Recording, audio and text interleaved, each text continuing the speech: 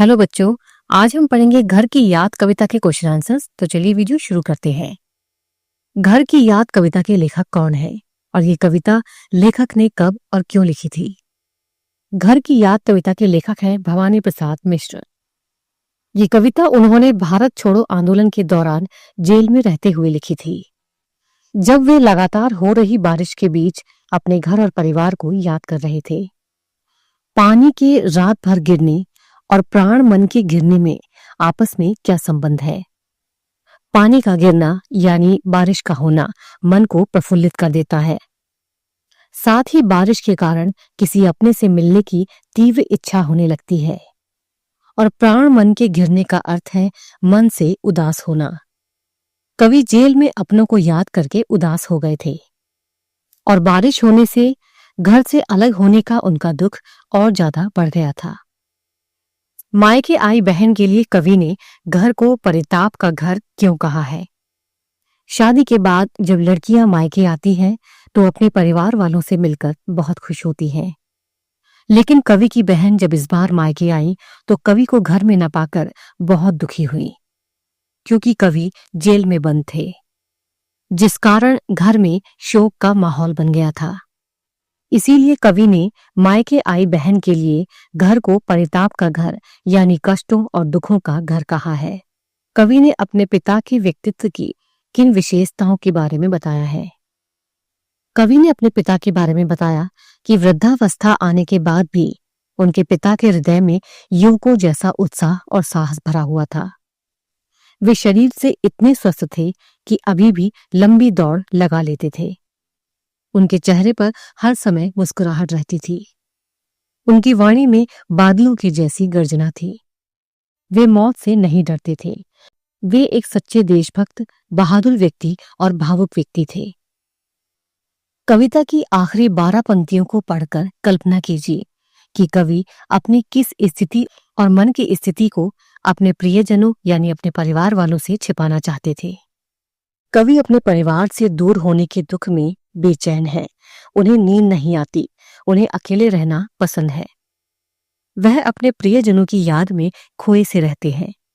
वह अपने पिता को अपनी वास्तविक स्थिति बताकर दुखी नहीं करना चाहते और ऐसी कोई बात नहीं करना चाहते जिससे उनके परिवार वालों को इस सच्चाई का पता चल सके। घर से अलग होकर हम घर वालों को किस तरह से याद करते हैं? घर से अलग होकर घर वालों की बहुत याद सताती है, जैसे माँ के हाथों का बना खाना, पिता की प्यार भरी डांट, दादा दादी का दुलार, भाई बहनों का प्यार और घर में प्रियजनों के साथ बिताए हर पल याद आते हैं और हम सभी उनका हाल चाल जानने के लिए बेसब्र रहते हैं। पानी गिरने का क्या अर्थ है? कविता में इसके बाद क्या हुआ? पानी गिरने के 2 अर्थ हैं। एक तो सावन की झड़ी लगी है और लगातार वर्षा हो रही है, और दूसरा ये कि कवि की आंखों से लगातार आंसू बह रहे हैं। इसका परिणाम ये हुआ कि कवि के प्राण और मन घर की यादों में घिर गए और उनकी आंखों में अपना घर तैरने लगा। घर की याद के साथ साथ कवि को और कौन याद आ रहा है? घर की याद के साथ साथ कवि को अपने 4 भाई, जो उसकी भुजा के समान है, याद आ रहे हैं। उसे अपनी 4 प्यारी बहनें याद आ रही हैं, जो सावन में मायके आई होंगी। कवि को अपने माँ और पिताजी की भी याद आ रही है, जिनका प्यार जेल में भी कवि के साथ है। कवि का भरा पूरा घर आज परिताप का घर क्यों है? कवि के घर में सुख के सभी साधन हैं। 4 मजबूत भुजाओं जैसे भाई, हमेशा प्यार करने वाली बहनें और ममता बिखेरती माँ और प्रोत्साहन देने वाले पिताजी से घर भरा हुआ है।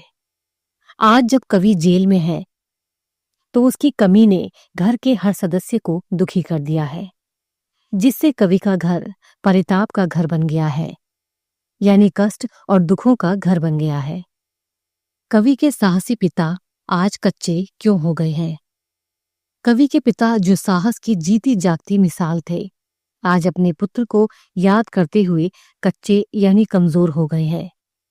वे सोच रहे हैं कि उनका बेटा जेल में कितनी यातनाएं सह रहा होगा। उनका दुखी हृदय इस बोझ को नहीं संभाल पाता और उनकी आंखों से आंसू बहने लगते हैं। कवि बादलों से कौन सा संदेश छिपाने को कह रहा है?